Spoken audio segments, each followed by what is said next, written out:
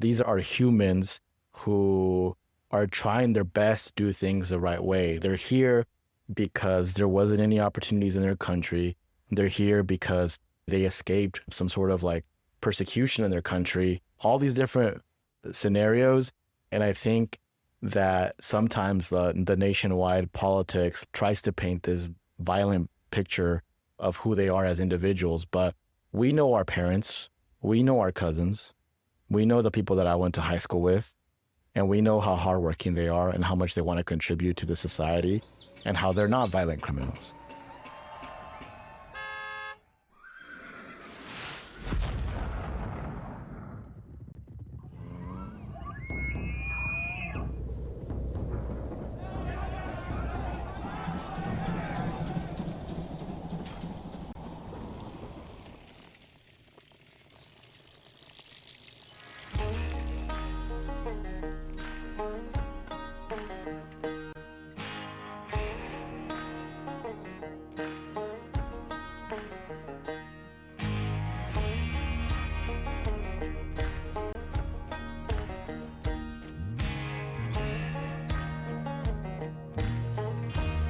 You're listening to The Underview, an exploration in the shaping of our place.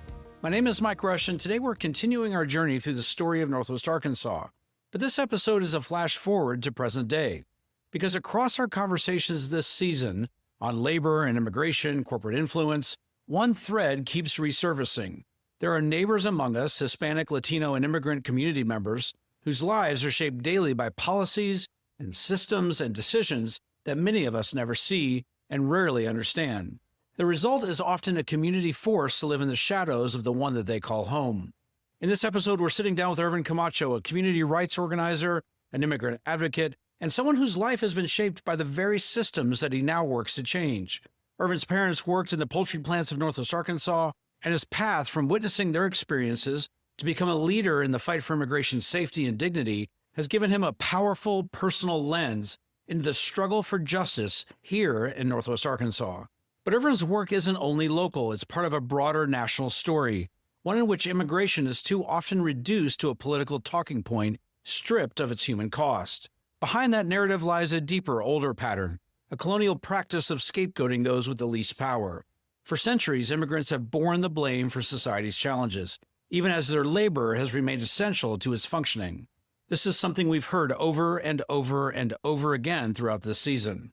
Irvin is a part of a growing movement here in Arkansas that's been focused on language justice, immigrant rights education, and deportation defense. His work responds directly to the recent legislation that has made life more precarious and more dangerous for immigrant families here in the state. And his voice brings a sobering but very necessary challenge. What does it mean to belong in a place that doesn't always make room for your humanity? This isn't an abstract conversation. Irvin has stood alongside families during ICE detentions. He's helped lead efforts to ensure that those who don't speak English still know their rights. And he's organized against policies that seek to criminalize his community's presence. We talk with Irvin today not just to understand what's happening, but to ask a deeper question. What does it mean to be a community? What does solidarity require of us? And how do we build a Northwest Arkansas where everyone, regardless of your national origin or the language that you speak, has a chance to belong? We've got so much to work through today. Let's get into it.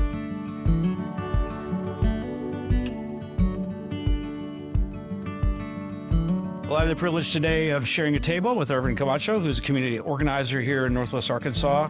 I know you have many titles, but I feel like this has been the work that you've been doing, and I'm going to let you unpack that a little bit more for us. But Irvin, welcome to this conversation.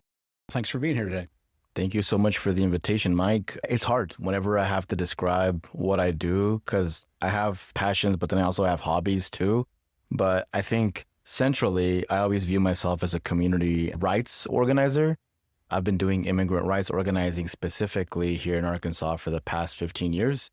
So that's my ultimate passion, along the other hats, like board member for the ACLU of Arkansas, founder of the Arkansas DACA Scholarship as well, and other things in between. But I like community rights organizer. Irvin, we've had the privilege of getting to know each other over the last year or so. I've just really become an admirer of the work that you do, and not just the work that you do, but the way you do it as well too. And I know you carry a lot into caring for your community, to this community and the region at large. And so I'd love to hear a little bit about your background and your story. And yeah, Yeah, I'm going to follow a little bit of what Dr. Rosales said on his episode, a little bit about behind the scenes of my family story.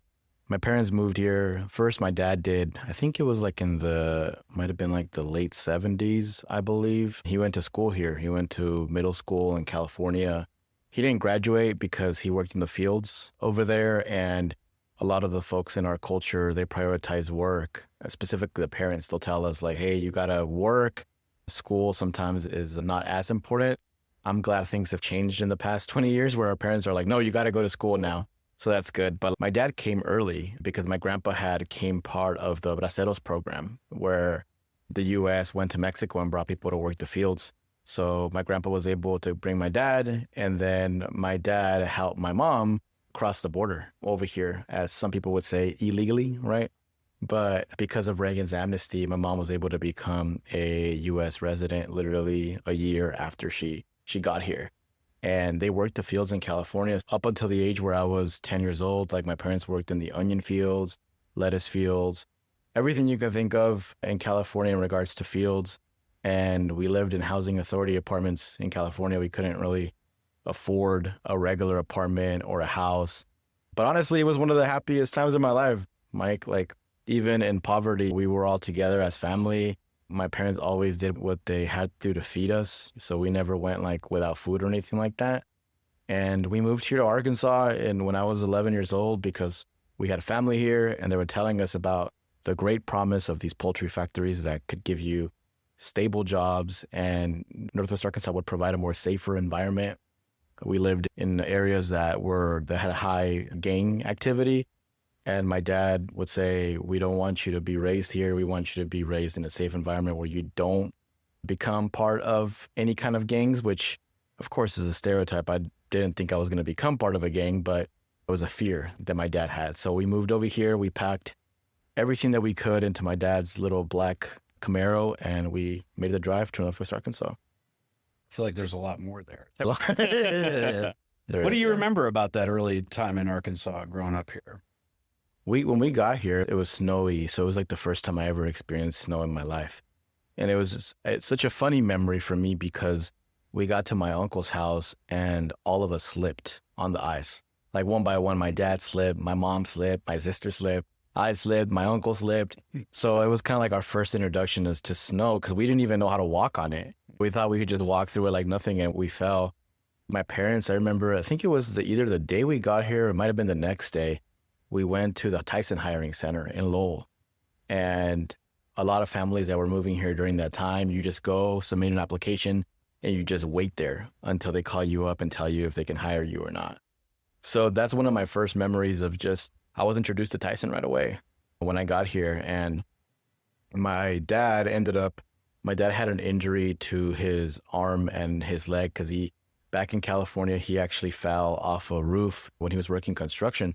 And he was always like disabled because of that. So my dad didn't really last that long in the poultry industry because of those injuries and the pain. But my mom has worked like at every poultry factory in the area. Anyone that you can think of, she's been there. And because what she does is that she works for a while in a company and then she'll want to go to Mexico because she wants to be around her mom and she has a house over there. So she'll just quit. And then she comes back and then she goes to a different company because some companies, they have a time where you can't be rehired if you just quit. So that's how my mom's been able to work at every poultry factory in the area. But yeah, it was just very happy moments with my family, still very poor at that time, living in small apartments, trailer parks, but the family was together. So we were happy. We loved the idea that we could make something of our lives eventually in the future here. And yeah, that's how eventually we started in Lowell, Arkansas, and then we moved to Springdale. And when I was about 13, and I've been here ever since. I'm curious, as a child of immigrants, you're now in community advocacy. As I listen to you talk about growing up, I can see it, others may not, just the smile on your face, that there's some warm memories there. And that's translated into caring deeply, obviously for your family, but also for your community. What's your pathway to ultimately get into this space of community organizing? Because Irvin, you're a young guy. You're much younger than I am. Thanks for that, Mike. You got started really early in Mhm. advocating for your community. I'd love to hear that story. Yeah, in regards to like me smiling and stuff, I had a really good childhood. I had really good parents that even though my dad had an addiction eventually and he passed away because of that addiction, but even then, like they were really good parents and taught me to be good to other people. My route to advocacy started at high school. I was part of Bulldog News, which was our broadcasting channel at Springdale High School, where I not only did the announcements in the morning in school, but I pretty much anchored the television news for Springdale High School. And I would always bring in immigration stories because I wanted to educate the people that were listening about what was happening to immigrants across the country. I don't know why I was doing that, to be honest. I just was like, I should be doing this. Like I should be educating people about what's happening. And this young woman by the name of Amber Mendez reached out to me and said, hey, I see that you're putting in these immigrant stories in there. I'm a dreamer. I have a family a brother who is in organizing, and we meet, I think it was every Thursday or Tuesday at my house if you want to come to one of the meetings. And I think I had just turned 17 when she approached me because she was 1 year younger than me. So I decided to go to one of the meetings, and I learned that the group was called the Arkansas Natural Dreamers, which is the first ever immigrant rights group that focused on supporting undocumented people in the area. So I went at the house, and sure enough, there was a group of 7 people, all of them older than me. Amber was the only one that was younger than me. And they were talking about organizing. They were talking about how the majority of them were undocumented. At that time, they had just lost access to scholarships at the University of Arkansas. I forgot what it was, but it's something about how they reviewed everybody's profiles, every immigrant person's profiles at the university, and the folks that didn't have a social security number ended up losing their scholarship, and they wanted to do something about it. And at that time, there was immigration raids happening in the area. I remember I had just started like with them when there was an immigration raid at a bakery in Springdale. I will go back a little bit in saying that when I learned what they were doing, I was hooked. I knew that I could contribute because I also knew that I was very privileged, right? I was talking to these individuals that weren't going to be able to get a driver's license because they didn't have legal status. They weren't going to be able to get scholarships, a lot of the scholarships that me as a U.S. citizen get, and they had to pay triple the tuition that I had to pay as a U.S. citizen. So all these things were in my head, and I was like, man, I really need to use my privilege and my platform and the connections that I have, minimal at that time, but the connections that I had to support this effort. And when that immigration raid happened at that bakery, like we didn't know what we were doing. Even they had just started, they had a few months that they had started organizing too. So I remember like us going to the bakery, figuring out who had been taken, figuring out that some of them had kids in these different schools. We went to the schools and tried to get information on the kids so we could tell them that their parents had been taken. All these different things. We didn't know what we were doing. We were just trying to figure out how to support the immigrant community. And within time, I feel with the Arkansas Natural Dreamers, but with other organizations, we helped create a blueprint on how to support folks that are going through situations with immigration. In those early days, like what was the reaction to your advocacy here in Northwest Arkansas? Were people generally welcoming of that, or was that problematic at the time? I think for the most part, they were very welcoming. I think every feedback that I got in person at that time, it was good. People were just like, oh, thank you for talking about this. Thank you for talking about that. And take in mind, Springdale is a very like Latino heavy school, right? We have a lot of Latinos there. We have Marshallese folks there too, like a big concentration. The majority, I would say probably the biggest concentration of Marshallese people and Latino people together in the whole state. Definitely Marshallese, the biggest concentration in the whole state. And so most of it was positive. Do I know what people said behind the scenes? Probably not. There might have been some folks that might be a little bit worried about what we were bringing to light, but luckily I had support of local Latino pioneers like Papa Rap, who was always supporting me behind the scenes and pushing me to push the envelope a little bit about the information that we were giving to students and figuring out ways to empower specifically students of color. I'm curious, in those early days, did you carry fear into that advocacy work? Not that much. I would say maybe that was a little bit arrogant of me or ignorant of me. I wasn't just thinking about fear. I was just thinking about, hey, like they're letting me do this. They're letting me put this information out there. Some people are coming up to me and they're saying that they're connecting with the information and that their families are going through similar situations of what I'm reporting.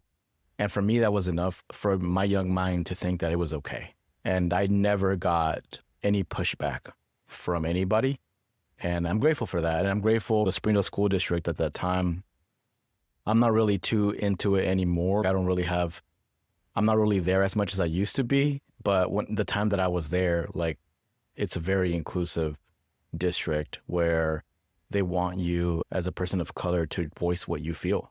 And part of their staff today even still connects with me, still shows up to our immigrant rallies, still donates to our DACA scholarship, all these different things. So I never really had to deal with any kind of negative pushback.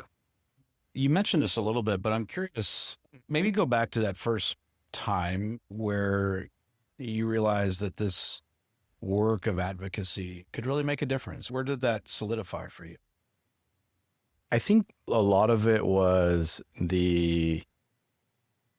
just trying to support community members during the very difficult time that they were experiencing with family separation.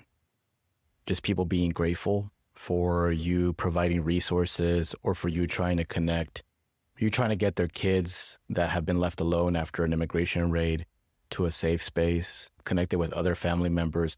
I think the appreciation helped me realize we can do something and this is good because people are reacting in a good way.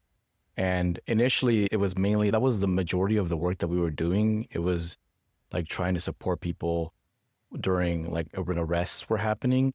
And eventually it evolved into us showing up to candidate events, us providing DACA clinics for free around not the entire state, but a good portion of the state, where we were able to help people apply for DACA without having to pay the thousands of dollars that they pay for attorneys. Like we had pro bono attorneys, and sometimes we were able to even pay the government fees. So I think probably just hearing the feedback of people is what got me realizing that what we were doing as a collective was good. And once people start seeing that you're doing something, other people reach out and say, hey, I want to support in this way. And honestly, that's how I was able to build my network, because people saw what we were doing and they reached out. And we were able to do a lot of good work just by good people reaching out. I hear this idea of a quote unquote immigrant community that's really operating in many ways. It feels like sometimes in the shadows of the larger Northwest Arkansas community. I don't know if that's a fair description or not, but what's the everyday reality of this community? Yeah, I like the phrase that you used of living in the shadows, because that's a phrase that gets used a lot by the organizing community, specifically for the undocumented community, because a good portion of our community goes to their job, spends time with their family, keeps their head down, and just tries to live what they consider a successful life compared to what they had in their native country. And people don't want to rattle the system because they don't want problems. So I do think that the majority of our community is kind of that way. We're just really happy with what we have. We believe in the American dream for the most part, because we see this as a place that has given us so much. But there is also a portion of folks that are more aware of what's going on around the country, who read as much news articles as they can, who show up to community gatherings, who also love this country, but because of they love this country, they're willing to criticize it, right? I posted something on Instagram about this the other day I think it rooted from I forgot if it was JFK or who I was paraphrasing from, but we have to be able to criticize, right? Specifically us US citizens that were born here and who maybe our voice is maybe a little bit heavier to people in power in this country because we're US citizens.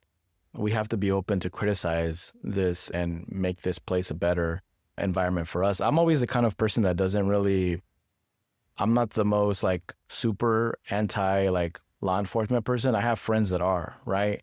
But for me, I know people in all these agencies. I know people that work in the Springdale Police Department.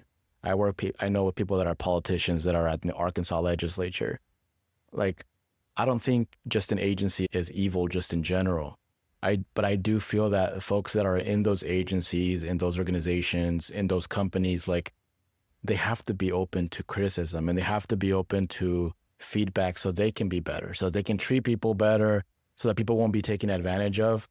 And but there are times though when people of color speak, it's almost as if we're so radical and people do get upset. I've had folks, whether it being in law enforcement, get upset over something I said or I did. I've had folks in the legislature get upset. Mayors get upset sometimes because I criticize certain things.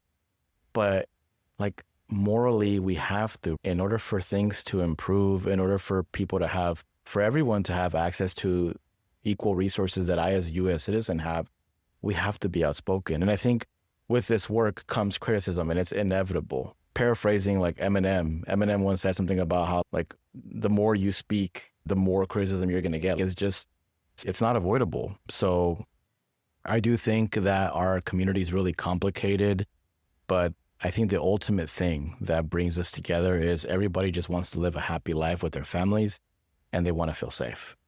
And they want, maybe we don't use the phrase American dream in most immigrant families, but I think that's what people want, right? The idea of just living comfortably and not being persecuted. So that's one of the things that helps us come together. But also there's folks right now that don't feel like they belong. I've seen different stories online of people the Trump administration is now recommending for people to self-deport. They're saying, hey, you can show up to any airport and you can get a flight back to your home country and $1,000 so you can leave.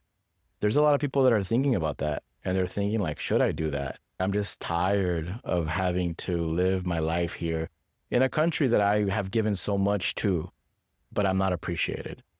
And that makes me really sad. People thinking about leaving the country, and then some people thinking of just leaving the state because they don't like the laws here and how they're not being listened to. And I've had conversations with individuals that feel that way. And just for me, like it breaks my heart to know that someone just doesn't feel like they're appreciated here and that they belong here. So with AIRE, with our immigrant rights group, that's part of the work that we do. We want to tell people like, hey, you do belong here and there's a place for you here. And even if it is like us building a community around you, we're willing to do that so that you can feel like this is your home as well. Yeah, it makes me sad too. These are community members who have come here seeking and supporting the betterment of our community. Yeah, to not feel, well, I could talk a lot about my desire or my hope that everybody here feels like they belong. And so to hear that, yeah, it's hard. I know you see that probably every day face to face. Maybe let's talk a little bit about your work, but maybe give us a little story there about how, let's move into the work that you're doing today. How did you get there?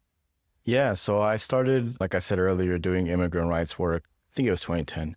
And within that time frame from like 2010 to 2016, there was multiple organizations that I was involved with. One of the things that I realized with immigrant rights organizations is that you get together, you do a lot of good work, and then either things get a little bit better or just life hits you and you just get banned. And then you come back and you start another org because the old org was ran by someone who doesn't want to get involved anymore in the work. So it's like you have to start fresh because you don't want to get that name again. So that's why there's multiple immigrant rights organizations that I've been a part of or that I've helped lead because of that.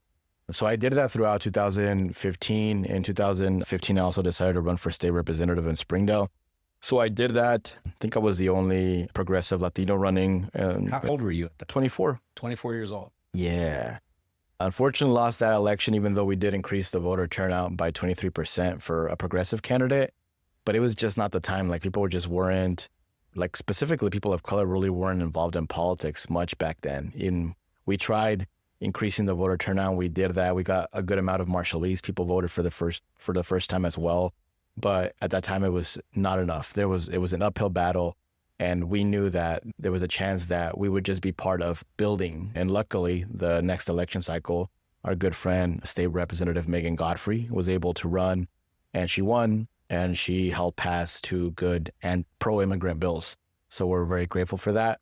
And then literally, I think 2 months after my election day, I joined the ACLU. And I think I might be the youngest member to ever be part of the ACLU board. So I've been with them ever since. We go to board meetings and just try to figure out statewide how we support groups that are doing good work, but also use our legal resources to support everyday people that are going through different situations around the state. And yeah, I think one of the things that happened, it was 2024, mid 2024, there was a rise of marshallese arrest happening by ICE. ICE was showing up, Immigration Customs Enforcement. In Spanish, we call it La Migra, was showing up to people's houses. They were taking people from their probation appointments, showing up like outside of the appointments, taking them, which is very unfortunate because those people are trying to do things the right way and they're still getting persecuted for that. And at that time, we said, if there was an immigrant rights organization that we were a part of, we could support these folks. We could do more. We can bring forth more advocacy, more resources. And it wasn't until the Trump administration won re-election in November where we said we have to do something. Like, we already had the idea of doing something, but now we have to, because we have to be proactive in educating people about their rights. And we have to build a base for what immigrant rights organizing is going to look like in the future in a more grassroots level. So in December, we started the Alliance of Immigrant Respect and Education. And I took a little break from because I also run the Arkansas DACA Scholarship, where we help people apply we pay for their full $495. Now there's been an increase in fees. So now it's $555 if you want to apply online and $605 if you want to apply through mail. I've been doing that for 4 years now, but I put that on the side during that time to focus on IDE. It was an Alliance of Immigrant Respect and Education where we would get leaders, immigrant leaders is the majority of folks in our group, get them together and then figure out how we can best protect the immigrant community in our area. So currently we have about 80 members. We have 5 different committees that focus on something different, whether it being fighting anti-immigrant legislation, going to people's houses and giving them know your rights information, tabling, know your rights forums across the state. And also we have a committee that focuses on translating our documents to as many languages as we can, because this is not just a Latino thing. There's resources needed in Marshallese, in Korean as well, Hindu, all these different languages that people have been reaching to us for. And then also we're keeping an eye on the community for any kind of ICE activity. So anytime that there's a report online, not only do we see the reports, but people send them to us about ICE rumors, ICE sightings of detaining people. We send someone to go check and confirm if the ICE is there or if ICE is not there, because a lot of the times people are afraid to drive home from their job, afraid to go to their job, afraid to go get groceries because they heard on social media that immigration is in a certain area. So we try to go there, confirm, and then hopefully give them some relief that they can go home or they can go to their job or they can pick up their kids from school. So that's been the main focus of my energy right now when it comes to organizing, just because there's so much to do, Mike. The work there never stops. Yeah. Irvin, you hear the rhetoric of what's happening in our national dialogue, our state dialogue, even locally, and you're on the front lines of what the implications of this looks like for real people. I'm curious, how do you navigate through the complexity of this? How do you think, what's your framework that you're operating in as you are trying to get people to move and to do the right thing and to follow legal procedures and to do what's being asked of them to find a pathway that settles this conversation about maybe are you here legally or illegally? Because that seems to be the binary point where most people, we can't go beyond that conversation. How do you think about that? What's the framework that you use? Me, I always view things from a human level, right? So I do try to correct people whenever they call someone illegal, right? We use the word undocumented. I do feel that once an individual, if you're listening to this episode right now, you probably have people that are undocumented in your life and you don't even know. It could be the coach at the high school. It could be someone that works with you at Walmart home office, someone that works with you in construction, all these different places. You just never know until they trust you and they confide in you and say, hey, I can't do this or I can't do that because of my status. We deal with a lot of individuals who came to this country when they were 3 years old.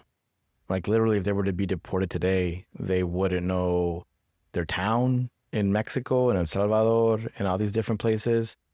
A lot of them times they wouldn't even know how to navigate that area and the dangers that a lot of these areas do have in their native countries. And like being American is all they know. The only difference between me and them is that they don't have documentation saying that they can stay here forever.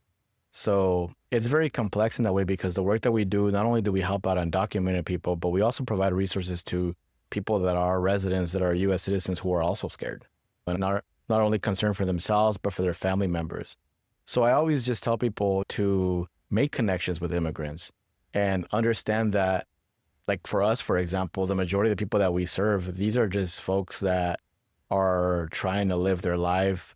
I think one of the things that I hate that's happening right now is that the Trump administration, like they're posting on the official White House account saying they'll make one post where it's, we got this Mexican 29-year-old did this bad. And then in the comment section, they'll post 8 more posts of different immigrants that did things bad. And they do that intentionally because they're trying to paint this like horrible picture that undocumented people are bad, that the people that are coming into this country are doing all this violent crime when the majority does not. The majority is paying taxes, whether it be in sales tax or other taxes because of their business that they have. Not only are they contributing economically, but they're contributing to society. They're working at Walmart headquarters. I know several undocumented people that are here on DACA or have all these other work permits that are working there, that are making these companies better, and that are contributing as teachers in the different school districts here, that are taking care of your kids.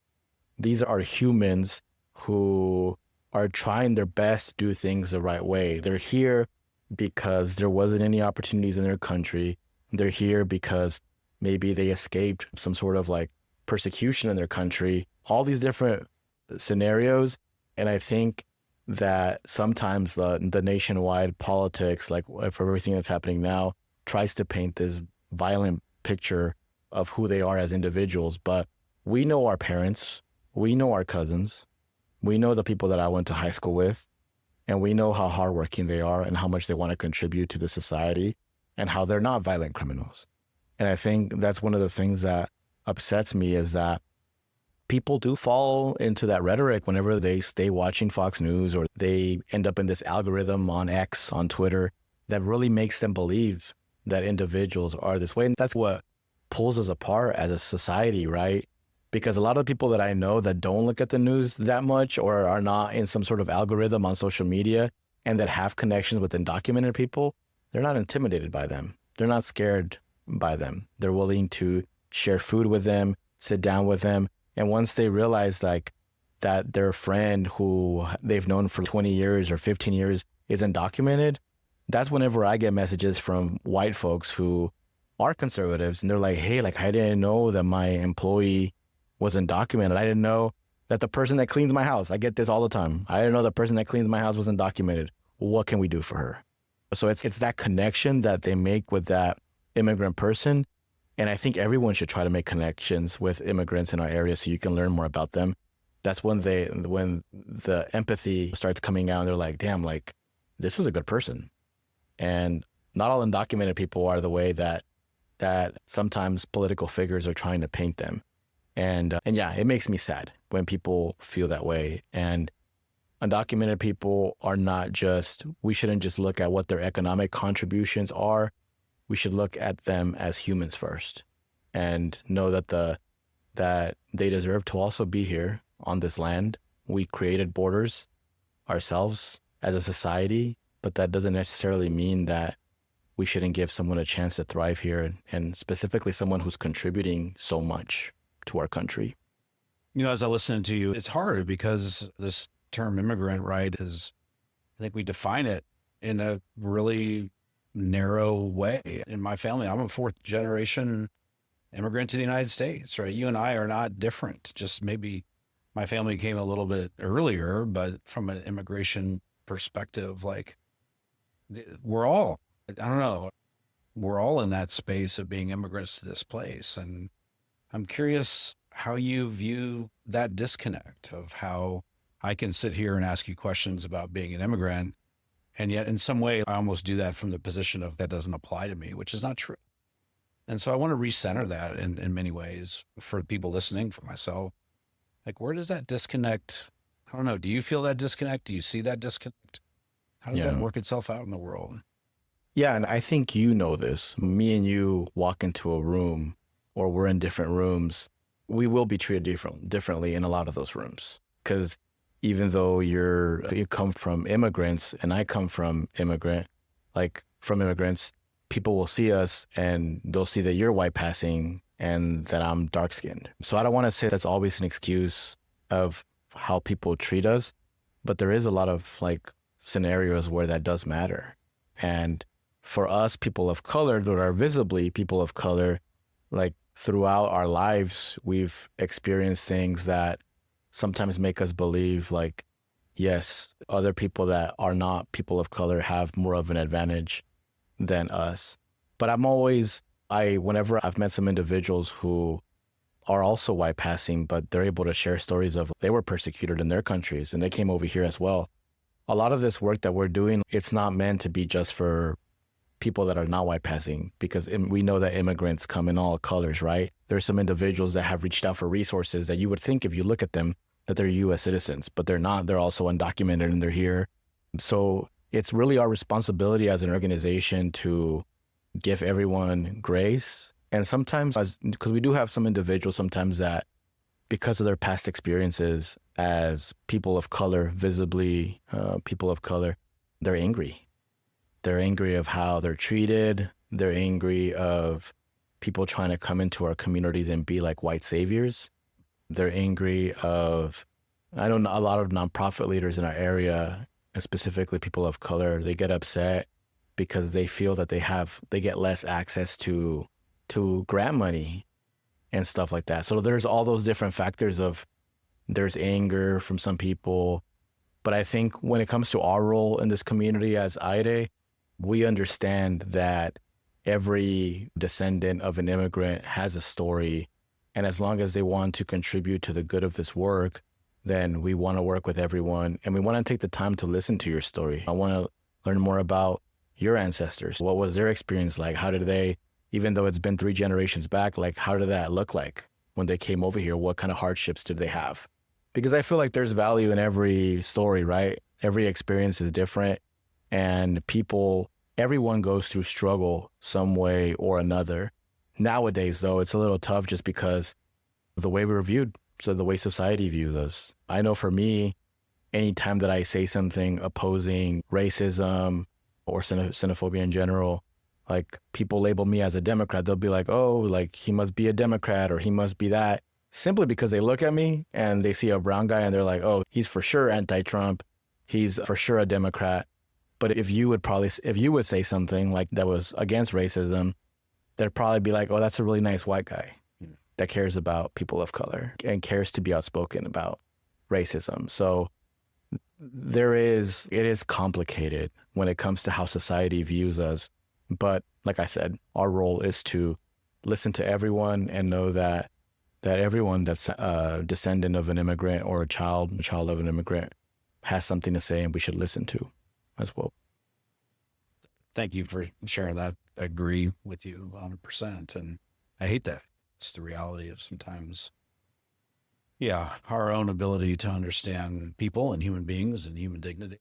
I think there's a lot of work that still needs to be done in this space to make sure that everyone in this community sees each other for the human that they are. And because of that there's just that inherent dignity and welcome and invitation. It's got to be present there. Yeah, I almost feel like the more that people get into the news, the more that they want to discuss it, the more that they want to like tweet and post on social media.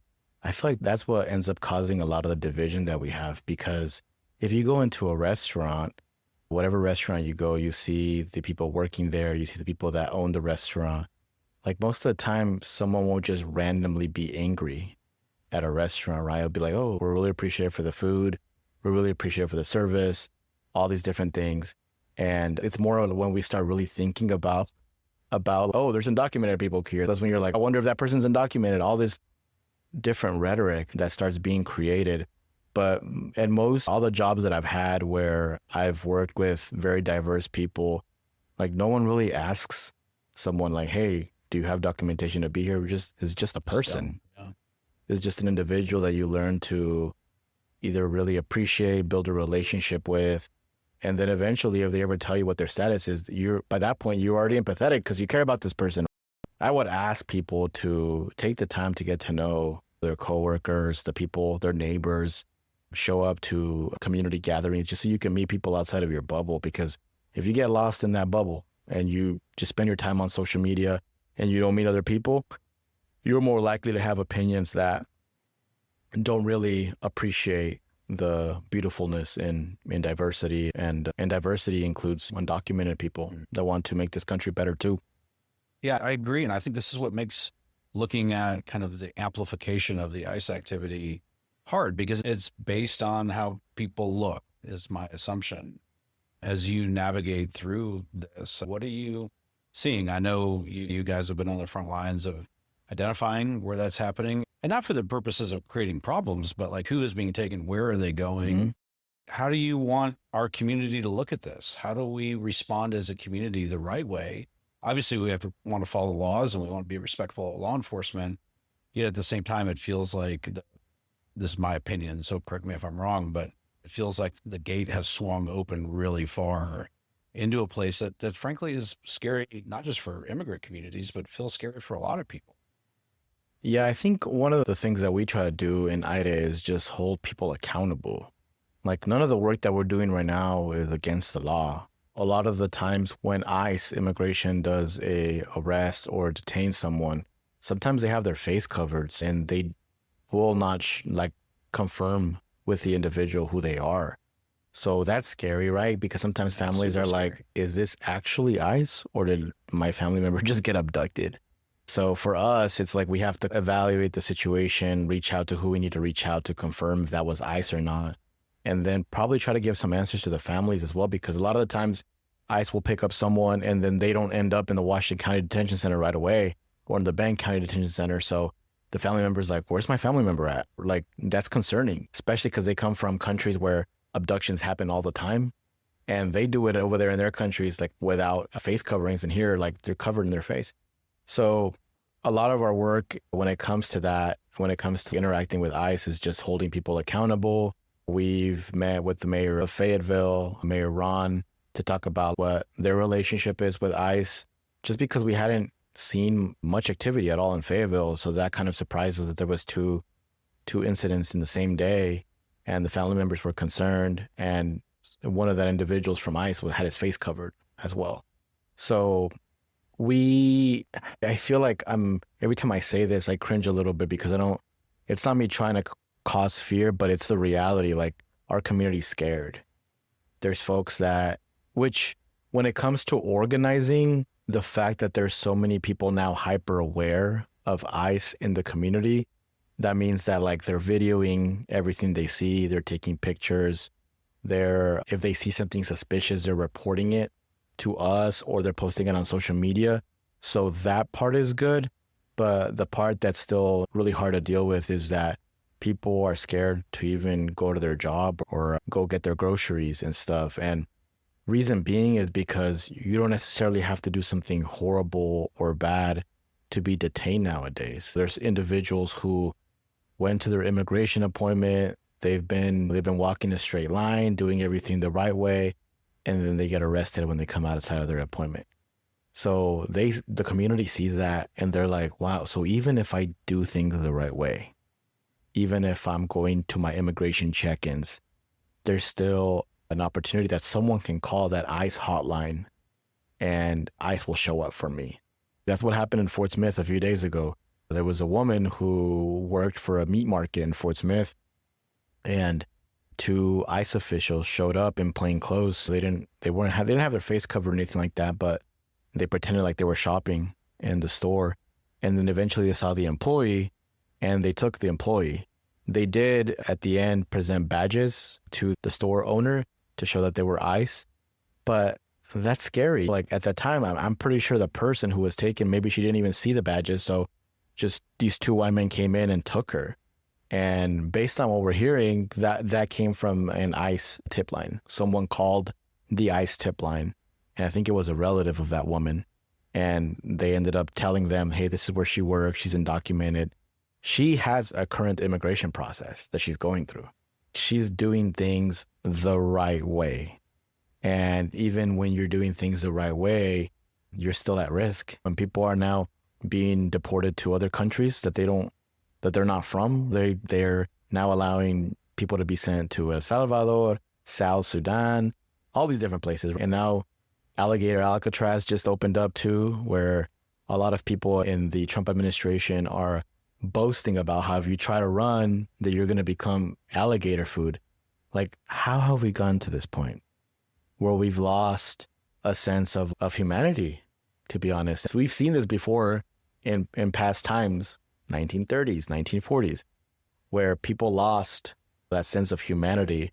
And to be able to make jokes that immigrant might become alligator food, like that's scary. And we're all seeing that. And we're seeing that they don't care for either, undocumented immigrants or immigrant presenting people too. So I think our community has had enough and they're like, we have to do something. We have to come together. And that's why our organization, AIDE, has received so much support, not only from undocumented immigrants who can't do anything publicly, but they want to support because whether it be financially or in other ways, and immigrants, and then also like white allies and black allies. They're saying like, hey, we're seeing this. It's horrible. The black community, that the black leaders are seeing this and they're like, we've been through very similar situations in the 50s and 60s. We don't want you all to go through what we went through. So we want to support. And then white folks, they see their privilege. They see that they are able to do more things and be more outspoken than other individuals. And they want to use that privilege to support people because they empathize on a human to human level. They hear those quotes of Alligator Alcatraz and they see how that's so inhumane to say anything like that. So we've been getting a lot of support just because people feel like enough is enough. We can't allow this to get even worse, to eventually get to the most horrible levels that we've had in past years around the world. And yeah, like I think the majority of us we're in fear. Even the ones that are organizing, we feel empowered with each other that we're together doing this work, that there's people supporting us. But what happens if I get taken away? I'm a U.S. citizen, right? But U.S. citizens have also been arrested by mistake and end up in jail or in prison for a while before they fix the situation or the mishap. So we know that everything that we're doing, we're risking our own personal safety, but there really isn't. We just can't stay silent. History will remember this. And I really hope that more people wake up and realize that we can't allow what's happening right now in our country to continue happening. And the new ICE budget that got approved by the big, beautiful bill, what the Trump administration calls increased funding for over $100 billion for ICE and 10,000 new ICE agents. And that's scary because things are already bad right now. So how far is it going to escalate? So this is why I have a lot of anxiety sometimes, Mike, when it comes to just what's happening. And when I see you and you'll be like, how are you doing? I'll be like, No, I can see it. Like as an individual, I'm fine. I'm privileged. But as a collective, as like a community of immigrants, like we're just trying to not drown at the moment. And I hate to sound like very like sadistic or just really negative, but that's the reality. So all we can do right now is just try to educate people on their rights. Every person in this country, undocumented or not, has rights. Get people prepared with the power of attorney in case anything happens to them. Their children will be taken care of.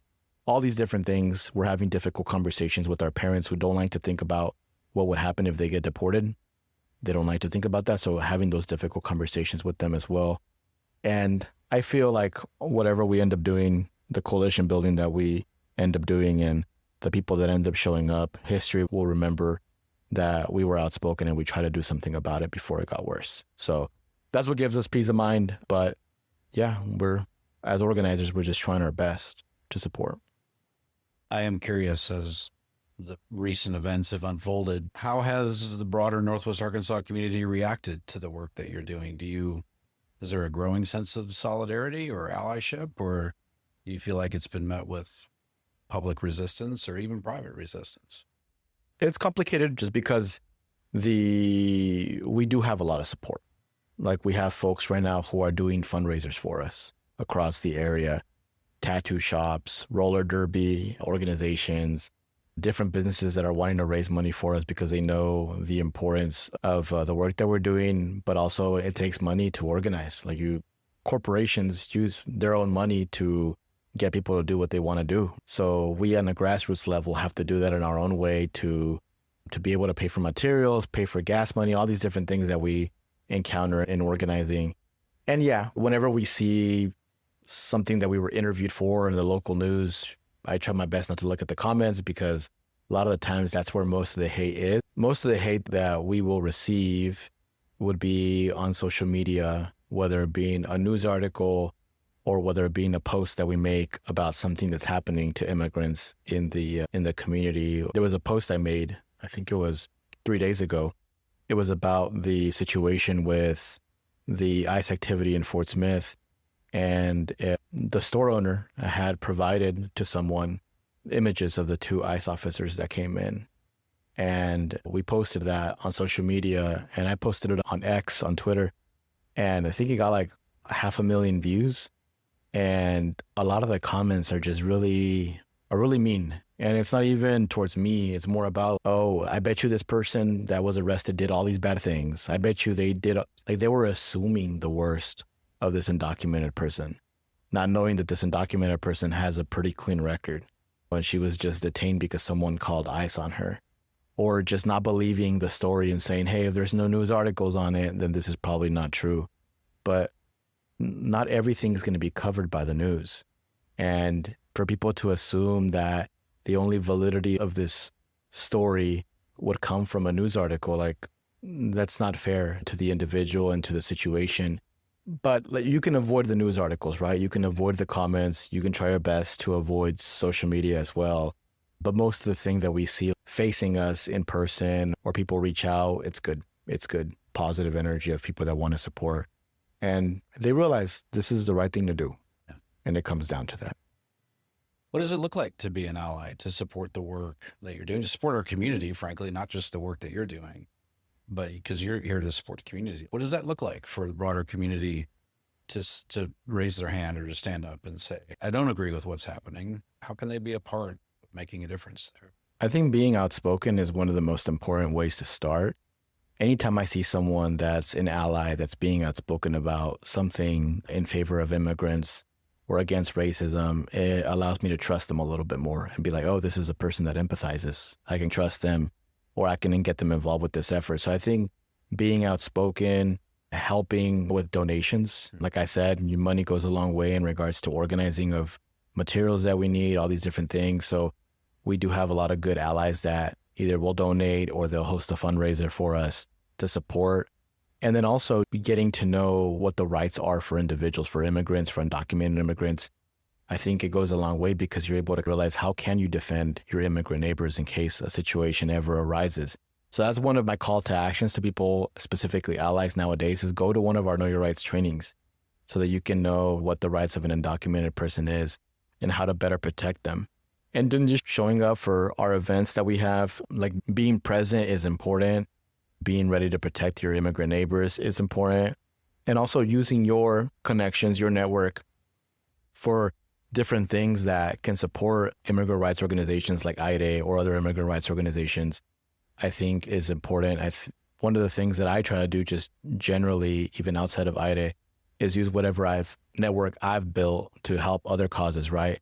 So there's a lot of folks in our community that have relationships with not only people that can donate, but then also relationships with people that own a building that can be used for meetings, that can be used for fundraisers, all these different things. So there's multiple ways to support. But I do think point one is by just being outspoken. I think I have a friend that uses a quote that she says, silence is violence. And I used to disagree with that when I was a little bit younger. But the more that I got into this, I was like, yeah, like I get it. There's some folks that they can't be outspoken because of either their immigration situation or their family member situation. Totally respect that. But there's a lot of individuals that are privileged. They're U.S. citizens, their family's U.S. citizens. They have funds, they're well off. Like, you need to be outspoken. We all have social media. Like, yeah, we can post pictures of ourselves, but let's also post about things that are happening across our area so people can support and we can do our best to bring peace, but also bring better access to resources for everyone. Thank you. And we'll share a link to the website and to Thank you. donation link to make sure that if people want to step in and do what you're asking them to do, that there's a way to do that. Because this work that you're doing of knowing your rights, these are rights that we all have. And so I think that call to action is incredibly important. If I'm honest about my own privilege, those are conversations that I don't have to worry about sometimes. And that's deeply unjust and deeply unfair. Yeah, whatever can be done to make sure that people are informed, to follow the law, to follow process, and to do what they've been asked to do, to find a place and a home here and a sense of belonging is what you're asking people to do. And so it's just deeply needed. Irvin, I know the way I end most of these conversations is to ask you about your fears, but I feel like in many ways, this whole conversation can gravitate towards what the reality of those fears are. And so maybe I'll ask you this if I can, because I feel like we've heard, unless you have anything that you want to say specifically to that, I want to know, how do you stay grounded in this work? Honestly, I have a lot of people in my life that help me stay grounded. My wife is number one. She'd be the first one to call me in. Yes, I see. Whenever I started organizing, I was 17 years old. So whenever you start getting empowered and you feel like you can make a difference, I feel like it's easy to get a big head or to possibly believe the whole like savior aspect to it. And I think there's value in feeling empowered, but then you should also realize that you as an individual are not the sole answer to the problems in our community. You have to do it as a collective. Like you need people. You can't do everything by yourself. And you also should work on empowering other individuals to also feel like they're strong enough to go out there and voice their opinion and to organize. But yeah, I think the people in my life, like a lot of the folks that I consider best friends, they're organizers. They're people that have been doing this work for 5, 10 years and have the best intentions and care about humanity. So there's been times where I mess up, whether it being like the language that I use or whether it be the way that I organize or the way that I say this or that. But it's really our responsibility to take that feedback from people that we respect in our lives and be better. So I think having such a good amount of people that care about the community, a lot of them with Aire that I've known for years, has really helped me. And also, I would say in regards to how I lead and how I navigate this organizing space, I've also had a lot of bad experience when I was younger from other organizers that took advantage of not only money that we fundraised, or they didn't want to share opportunities with other individuals because they wanted the spotlight. So I think all those negative experiences that I felt when I was a kid, when I was younger, has helped me be like, I never want to be like that. So I'm super mindful of providing opportunities for other individuals within our group to be in front of the camera, to go speak at these different events happening. So it won't be just me, because that doesn't, like, if I die and I did all that, I'm the one that's always in front of the camera, always doing this. I didn't allow other leaders to be ready to take on the position of leading this organization. But I confidently feel like right now we have several leaders that if something were to happen to me or anybody else in high leadership, someone else can take over. And they already had that in them before they joined Aire. But it's our responsibility as leaders to try to get people ready for the future and for them to be ready to like get the torch once it's their time to take over the organization as well. In short, have a lot of good people around me, Mike. And I've had the privilege of being able to see and watch you operate, sometimes with distance, sometimes close. I know what you're saying is embodied in the work that you're doing. And so I just tell you, I see it for sure in the way that you lead and the way that you serve and the way that just your posture towards everyone has just been, a really beautiful thing to watch. And so thank you for that strength. I think we talk about, these are unprecedented times. I think I've heard people say we're tired of being in unprecedented times, but I see the work that you're doing and the way that you're doing and the team that you have around you, with you. And that gives me a lot of confidence that, there's some really great people doing some really beautiful work in this. And maybe I'll end with this. One of the things that we've always tried to do with all these conversations is to try to uncover this idea of community wholeness. And I think within this conversation, it's really hard. To understand what wholeness looks like in the chaos, for lack of better words. And I'm curious when I say that, what does wholeness in this space look like to you? When I think about that, I just think about community looking out for one another. I think that's what I consider wholeness and what I consider where I would want this community to go towards. I'm already seeing a little bit of that because of everything that we're going through, which I hate that it takes things to escalate in a negative way for people to come together, right? But that tends to happen. It happens in families when someone passes away, the family comes together during those times. So if there is any kind of positive thing about these times is seeing the unity, seeing how we're watching out for one another and we're taking care of each other's mental health. If you see someone that's struggling, you reach out, you tell them to take it easy, you give them grace. So wholeness for me at this time is community looking out for one another and seeing each other in a human way and understand that we're not what we contribute economically to society. We're not our degrees at the university or college. We are humans who just want to be happy with our families and live a successful life. And I like to believe that there's a lot of people that are looking out for one another at this moment because of everything going on. But I hope this continues after we get through these dark times and we're there for one another. Irvin, I thank you for who you are. Thank you for the work that you're doing. Thank you for your leadership. I mean, truly, in these hard times, I look at it and I'm, humbled to know you and to be able to call you a friend. And I just, for you and the work that's happening. And I just want to say thanks for what you've done, because I think I know you've been serving a lot of people who are probably in a lot of fear right now, but I think in many ways you've shown what it looks like to move forward in this space to a lot of people like myself, and what does it look like to love and serve and be a part of a community in a real, tangible way. And so, Irvin, thanks for being here. Thanks for the work you're doing. And just, we're going to make sure we share this with as many people as we can so that hopefully we can continue to lean into what the support is needed to see this work through all the way. Irvin, thanks for being here. I appreciate the opportunity, Mike. You've asked me questions that really made me think about certain things. Really made me think about myself, or made me think about what our community is feeling. And I'm obviously not the voice of everyone, right? I can only tell you things from my perspective, but I appreciate the opportunity to use your platform to maybe, for the folks that don't know what's going on, maybe they can get a good glimpse as to what's happening a few miles away from their home, and hopefully they do something good about it. Thank you so much. Well, a deep thank you to Irvin for the courage, the clarity, and the conviction that he brings, not just to this conversation, but to his work across Northwest Arkansas.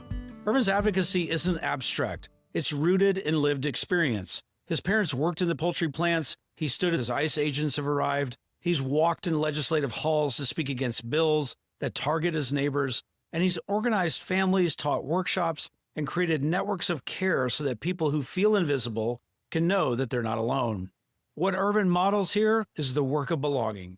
It's the hard, daily labor of making room for others in a place that doesn't always make space on its own. And what we heard today, clearly and consistently, is that many in our Latino and immigrant communities are living in fear. Not metaphorically, real fear of being detained, separated, forgotten, or simply erased. And that should stop us in our tracks. Because if we claim to be a community that values dignity, if we say that we care about family or freedom or faith, then we have to ask, how do we explain this fear? Why is it allowed to persist? And why is there so much silence from those with the most power to interrupt it? Those are the questions white communities in Northwest Arkansas and across this country need to wrestle with, not out of guilt, but out of love. Because we cannot build a shared future if we ignore the pain that some of our neighbors are carrying right now. So as we close this episode, we begin to ask, what are the deeper structures that have shaped this dynamic? And how have faith, power, and politics become intertwined in ways that sustain silence rather than compassion? In our next episode, we're going to return to a familiar voice, Dr. Jared Phillips, to trace the origins of that alignment. It's a conversation about Southern Christianity, the rise of evangelical political power, and how religion became a force that both shaped and shadowed the story of belonging in our region. I think what we see happen is that the evangelical world becomes an evangelical world that doesn't just think about sharing good news through good actions, or sharing good news just shared through sharing good news, but it becomes a world that there is a fundamental set of beliefs about not just what we think of in the Bible, in the New Testament and the Old Testament, whatever, but in how we understand what culture is and how we understand what morality is, and that those things equal evangelicalism. I want to say thank you for listening, and thank you for being the most important part of what our community is becoming. This is The Underview, an exploration in the shaping of our place.